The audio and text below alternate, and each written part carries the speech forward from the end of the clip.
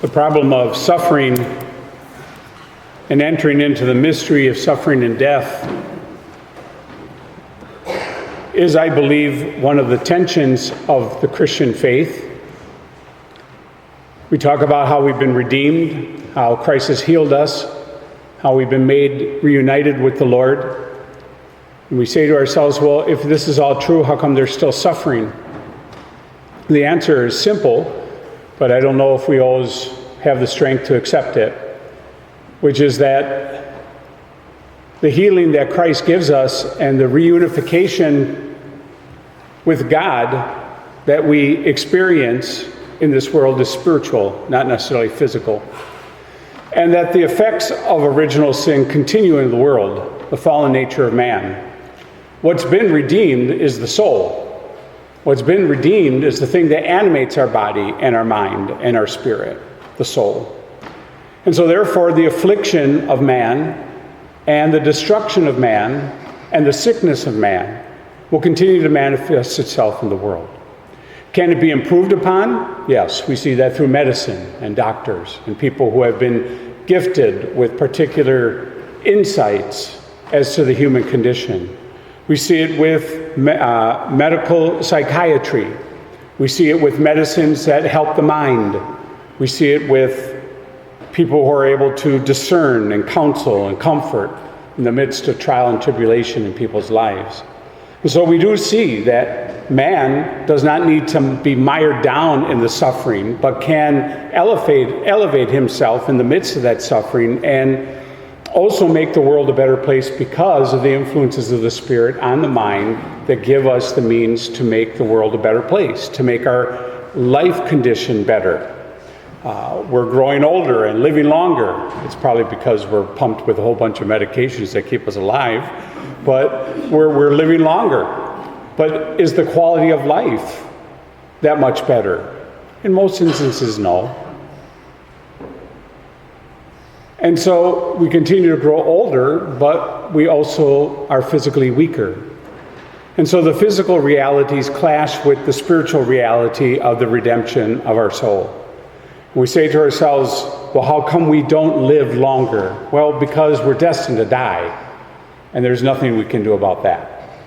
So in the midst of suffering, in the midst of our pain, in the midst of a body that's racked with disease, with a mind that sometimes is getting itself distorted in pain and struggle and trying to figure things out, in a spirit that sometimes is at odds with God, we begin to understand that we're called to reach out like the woman in the gospel today, coming to a conclusion that Jesus is the solution if we but reach out to him.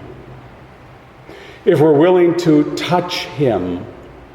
You know, I think about what Jesus must have been staring at when the synagogue official in the gospel today comes to him and pleads with him and prostrates himself before Jesus. I can see Jesus picking him up and looking him straight in the eye.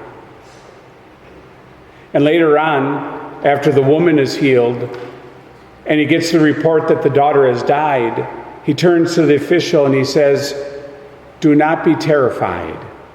Don't be afraid. Have faith."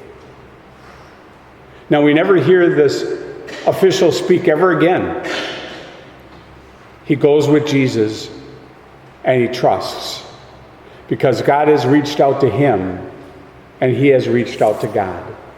In the midst of one of the most terrible things a human being can experience, what is presumed to be the death of their child.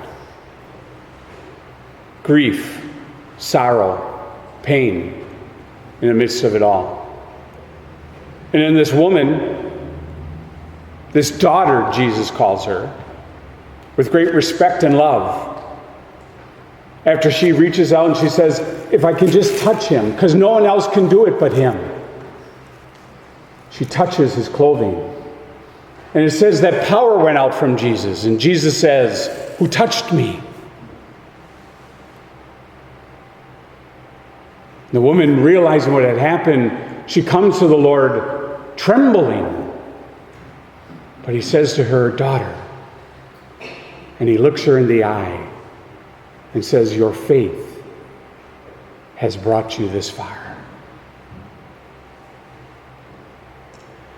In the midst of our struggles and our pain in life, we have to be willing to have faith in Jesus. We have to be willing to know that God has a plan for us, even in the midst of a body that's decaying, even in the midst of a mind that struggles, even in the midst of death and destruction of the natural order. That if we reach out to God, He has a way to bring us to peace in the midst of it. And it's called the sacramental life. You see, as Catholics, we have 7 sacraments in which we believe that God has given to us and that God graces us in it and brings us closer to Him. And a few of those sacraments become healing sacraments for us. One is the one that heals the soul, confession, and brings us to peace in God when we know that we have been dividing ourselves because of our sin from Him, and that only He can heal us again and bring us back in oneness to Him, in atonement to Him. And then, of course, we have the sacrament of the anointing of the sick, where the priest lays on hands and prays over the person who is suffering and sick, whether it be mental or physical or even spiritual. And then he anoints him with the sacred oils, because it is in the sacred oils that the Lord's grace flows into the very being who is there. And God wishes to heal physically, if it be His will, but certainly to bring peace because of our faith. And then, of course, the greatest of all the sacraments, the others being helpful and sustaining, is this wonderful sacrament of the Holy Eucharist, in which we receive the body and blood, soul and divinity of Jesus, so that our soul sees with greater clarity our eternal destination. You see, faith brings peace to the heart. Trust in God brings healing. Not necessarily the miracles that we hear in the gospel, but sometimes yes, but most of the times not. It does bring peace if we really believe that Jesus is Lord. If we have the spirit of the woman who says, but if I touch His clothes, I will be healed. Or the synagogue official who humbles himself before God and says, what? My daughter is ill. Bring me peace. Bring her peace. This is the trust we have to come to in the struggles of our life. We're all going to get old. I keep telling the young people, don't get old. There's nothing you can do about it. You're going to get old.